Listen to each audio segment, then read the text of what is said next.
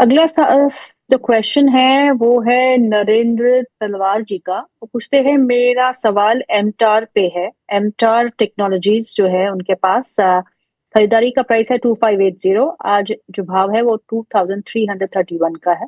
वो आपसे please advice मांग रहे हैं, क्या उन्हें इस स्टॉक में एवरेजिंग करनी चाहिए या नहीं। It is a good stock, एक अप ट्रेंडेड स्टॉक है।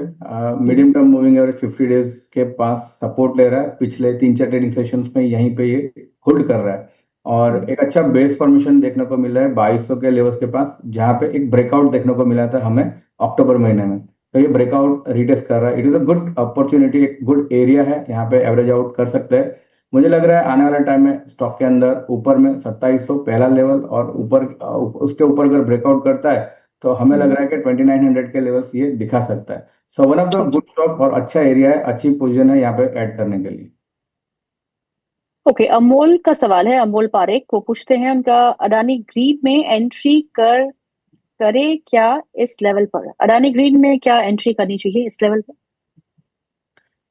आई थिंक अगर हम स्टॉक देखें, एक साइडवेज कंसोलिडेशन रेंज में फंसा हुआ है काफी टाइम से, और कभी कभी हम इसमें देखते हैं कि बड़ा वॉल्यूम के साथ एक अच्छा बड़ा अपमूव दिखता है और फिर स्टॉक महीनों तक साइडवेज में ही मोमेंटम कर रहा है। सो अगर रेजिस्टेंस है 1200 के पास, एक बड़ा इंपॉर्टेंट एरिया है, इसके ऊपर कोई ब्रेकआउट करता है तो मुझे लग रहा है ये जो कंसोलिडेशन दिख रहा है साइडवेज जोन, उसका हम्म। हम ट्रेंड चेंज बोल सकते हैं। सो अभी तो नहीं लग रहा है कि इसके अंदर कोई नई पोजीशन हम ऐड करें। और अगर इसका हम आउट परफॉर्मेंस भी देखें कंपेरेटिव इंडेक्स, तो कहीं ना कहीं अंडर परफॉर्मेंस देखने को मिल रहा है। It is hmm. Better to avoid right now. अब 1200 के ब्रेकआउट के लिए वेट करना चाहिए। श्याम सुंदर गुप्ता जी का सवाल है। Good afternoon Geetu ma'am and sir, I am doing SIP in Motilal Oswal mid cap fund from last 2 years. It is underperforming and giving negative return. How much time needs to be given to a fund? Fund को कितना time देना चाहिए कि जो आपके returns जो है positive आए, क्योंकि इन्होंने Motilal Oswal mid cap fund में निवेश किया है पिछले 2 साल से।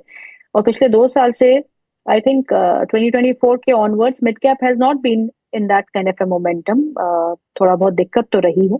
May be that is why the fund is underperforming. तो ये पूछ रहे हैं कि कितना टाइम होना चाहिए एक फंड को फंड रखने के लिए। How long. ओके, सो एक बेसिक एग्जांपल से समझते हैं। अगर आपने कोई ट्री प्लांट किया है, सो इट्स लाइक आपने फंड में इन्वेस्टमेंट स्टार्ट किया है। सो वो ना तो 1 साल में बड़ा हो जाएगा, ना तो 2 साल में बड़ा हो जाएगा। So it it will take time. So जैसे कि आप ट्री को ग्रो करने के लिए नर्चर करते हैं, काफी सारी चीजें मेहनत करते हैं और उसमें भी काफी टाइम लगता है, उसके बाद ही बड़ा ट्री दिखता है और फ्रूट देता है। सेम वे में अगर हम फंड्स की बात करें, आपका आई थिंक 2 साल हुआ, 1 या 2 साल हुआ है। जी, जैसे दो मैडम साल आपने बताया कि 2024 में हमने पिक पिक देखा था सितंबर में इंडेक्स का, और हम्म। अनदर 1 ईयर हमने कोई बड़ा परफॉर्मेंस नहीं देखा और मिड कैप भी अंडर हम्म। परफॉर्म रहा है। तो दैट इज द रीजन जी। फंड परफॉर्म नहीं कर रहा है। But it is their duty, उनका ड्यूटी है कि आप कंटिन्यू रखिए, आपका इन्वेस्टमेंट एसआईपी को कंटिन्यू रखिए, अगर हो सकता है तो बढ़ाइए। और आई थिंक यहाँ पे आपको मिनिमम 4 से 5 साल देने चाहिए। और ये 4 से 5 साल में ये नहीं बोल रहा हूँ कि आपका परफॉर्मेंस ही आएगा, मगर ये 4-5 साल आपको डालना है, उस हिसाब से देना है। परफॉर्मेंस मुझे लग रहा है 5 साल के ऊपर या फिर 7 साल भी लगते हैं, काफी फंड्स देखे हैं कि बड़ा टाइम लेते हैं, मगर फिर एक्सपोनेंशियली ग्रो भी देखने को मिलता है। So it's like planting a tree. मुझे लग रहा है फंड्स कंटिन्यू करना चाहिए और धीरे धीरे एसआईपी अगर हो सकता है तो बढ़ाने भी चाहिए। और बिल्कुल, अगर अंडर परफॉर्मेंस पिछले 1 साल से रही है मिड कैप और स्मॉल कैप स्पेस में, तो कहीं ना कहीं जब मार्केट में एक अच्छी रिकवरी आएगी और FIIs are back in our markets, then mid caps और स्मॉल कैप्स की अच्छी परफॉर्मेंस होनी चाहिए। अभी तो large cap funds are still holding up, क्योंकि लार्ज कैप में हम देखते हैं कि हमारे डोमेस्टिक इंस्टीट्यूशंस और म्यूचुअल फंड्स की काफी अच्छी बाइंग है, to be on the safer side. But अभी बहुत अनसर्टन एनवायरनमेंट में हम कामकाज कर रहे हैं, और इसमें एक्चुअली हमको अपने पोर्टफोलियोज को देखना ही नहीं चाहिए। ना ही म्यूचुअल फंड पोर्टफोलियो को, ना ही स्टॉक पोर्टफोलियो को। बिकॉज निराशा ही मिलेगी, क्योंकि कुछ हो नहीं रहा। It's just few large cap stocks which are doing well, which are holding the benchmark up. Individual stocks में तो काफी डेंट और पेन हमको देखने को मिला है। बट यस, अब अर्निंग्स और बजट एक ट्रिगर हो सकता है मार्केट्स के लिए। और अगर टैरिफ्स, जो हम सुनने में आ रहा है कि 25 बेसिस पॉइंट का एडिशनल टैरिफ जो है वो हट जाएगा इंडिया पे, अगर वो भी होता है, so we will be on a good side. And with 8.2% GDP growth अभी तक जो है उसके अनुमान से, और अगर ऐसे ही हम बढ़ते रहे तो seems markets will take a good move from here on the upside. Let's keep our fingers crossed. Can I add something here? Yeah please. जी मैडम, आपने जैसे बताया कि म्यूचुअल फंड पोर्टफोलियो और इक्विटी पोर्टफोलियो को थोड़ा सा डर ही लगता है इस टाइम पे देखने में, क्योंकि करेक्ट. जब भी मार्केट ने अभी जब ऑल टाइम हाई किया नवंबर एंड में, और हमारा पोर्टफोलियो में कोई बड़ा परफॉर्मेंस नहीं देखने को मिला था, और मेजोरिटी बिल्कुल. रिटेल इन्वेस्टर की यही हाल थी. But it is very essential कि आप अपना पोर्टफोलियो हेल्थ चेकअप करें, क्योंकि बड़ा मोमेंटम हुआ था, नया हाई फॉर्म हुआ था, मगर जो स्टॉक नए हाई में भी आपका अंडर परफॉर्म ही कर रहे हैं, तो I think it is a better time to replace them. अगर अगर नहीं किए होते उस टाइम पे, या फिर रिव्यू नहीं किए, तो ये पिछले 10-15 ट्रेडिंग सेशन में जो हमने 3-4% का 2 से 3% का निफ्टी में डाउन मूव देखने को मिला है, टॉप में वो भाई बड़ा मूव डाउन साइड पे देखने को मिले होंगे. और जब भी मार्केट यहाँ से रिवर्स होगा, वो स्टॉक जल्दी रिवाइव नहीं करेंगे. So it is really better time कि जब इंडेक्स में हाई होते हैं तो पोर्टफोलियो रिव्यू करना बहुत जरूरी है, और अंडर परफॉर्मर को रिप्लेस करना जरूरी बनता है. बिल्कुल बिल्कुल सही कहा आपने. अंडर परफॉर्मेंस को रिप्लेस करना बहुत जरूरी बनता है. और क्वार्टरली और रिव्यू तो जरूरी ही है, क्योंकि कुछ कंपनियां तो गायब भी हो जाती है और कुछ नई कंपनियां आती है जो आपको ऐड करनी चाहिए for making your portfolio strong. अगला सवाल जो है वो राजीव मोहन शर्मा जी का है. वो पूछते हैं गेल के बारे में, गैस अथॉरिटी के बारे में. 200 शेयर है उनके पास, 189 के भाव पे लिए है. कैन आई एक्यूमुलेट मोर? वो आपसे पूछ रहे हैं. One of the high dividend yield वाला स्टॉक है, और सरकारी कंपनी है, और काफी अच्छा परफॉर्मेंस दे चुकी है. एक बड़ा मोमेंटम के बाद हमें एक साइडवेज कंसोलिडेशन अभी देखने को मिल रहा है.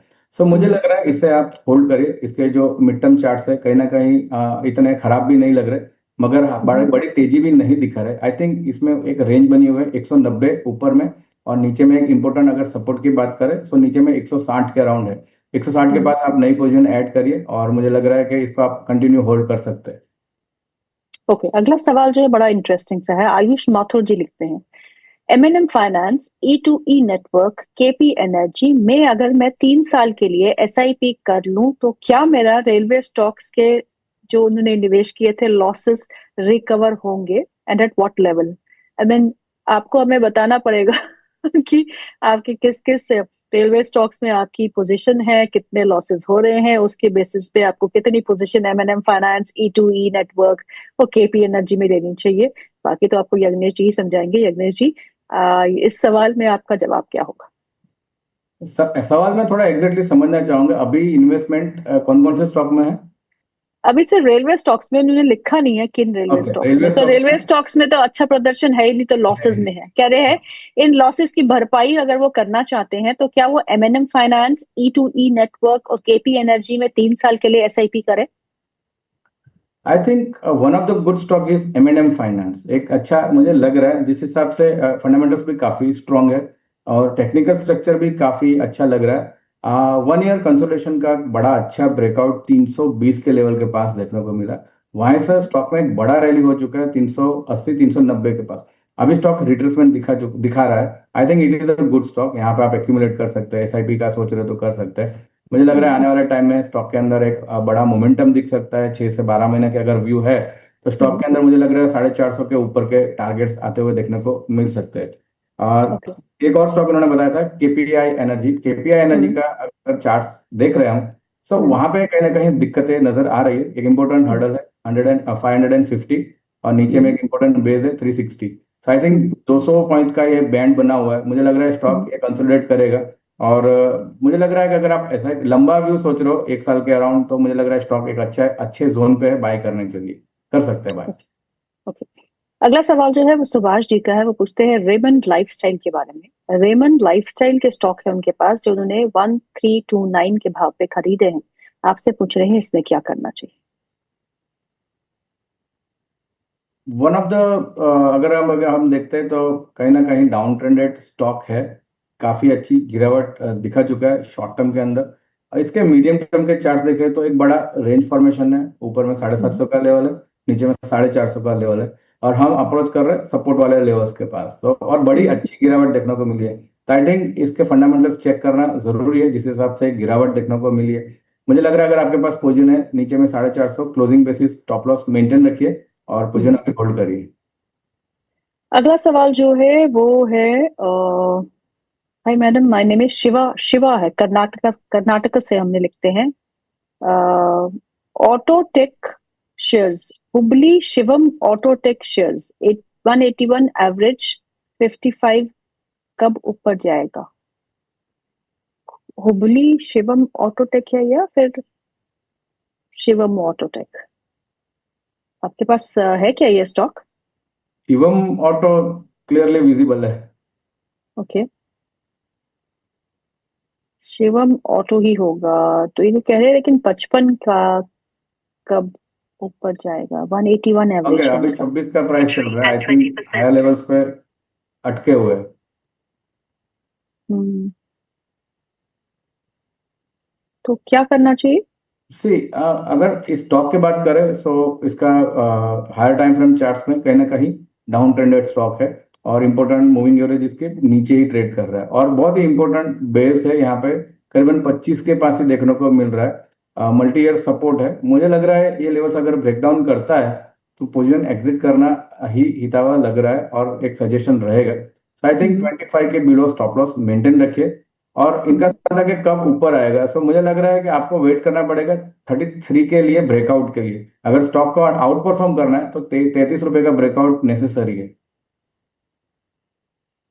ओके, इनका एवरेज प्राइस जो है वो 181, अच्छा 55 का एवरेज प्राइस है। 181 शेयर्स होगा, क्वांटिटी ऑफ शेयर्स। तो 55 का एवरेज प्राइस है, तो वो हाफ तो हो ही गया है। अगला सवाल जो है वो है नाम नहीं पता। किर्लोस्कर ऑयल पे है। Kirloskar oil bye price is 117। तो क्या करना है? It is a good stock, एक अच्छा मोमेंटम दिखाया है, एंड 1025 के पास ब्रेकआउट हुआ है with good volumes. Momentum strong है, अप ट्रेंडेड स्टॉक है, आउट परफॉर्मेंस दे रहा है इंडेक्स के साथ। तो ओवरऑल कहीं ना कहीं एक अलाइन हो रहा है, और मुझे लग रहा है ऊपर में 1200 का एक इंपॉर्टेंट लेवल है, उसका अगर ब्रेकआउट होता है तो ऊपर में हमें 1350 तक के लेवल देखने को मिल सकते हैं। यहाँ पे एक अच्छा पोजीशन, नई पोजीशन भी हमें ऐड कर सकते हैं यहाँ पे, और स्टॉप हम्म। लॉस नीचे में 1020 का मेंटेन रखना है। ओके, विजय का सवाल है अगला। वो पूछते हैं सोनाटा सॉफ्टवेयर के बारे में, अभी खरीद सकते हैं क्या सोनाटा सॉफ्टवेयर? इस ये स्टॉक की अगर बात करें तो ट्रेंड तो कहीं ना कहीं साइडवेज ही दिख रहा है, मगर एक बड़ी हम्म, अच्छी गिरावट के बाद डाउन साइडवेज में मोमेंटम में है। सो मुझे लग रहा है जिस हिसाब से ट्रेंड बना हुआ है और जिस हिसाब से अंडर परफॉर्मर रहा है इंडेक्स के सामने, मुझे नहीं लग रहा है इस स्टॉक को अभी आप बाय करना चाहिए। एक बार अगर रिवर्सल कंफर्मेशन होता है, विच इज लेवल्स की बात करें तो 440 के अराउंड है, उसके बाद हम इसे रिव्यू करेंगे। So right now hmm. Avoid it. Okay, again a very interesting question जिस पे हम आपकी राय भी ले सकते हैं। बॉस, मैं भी बाजार में निवेश करना चाहता हूँ,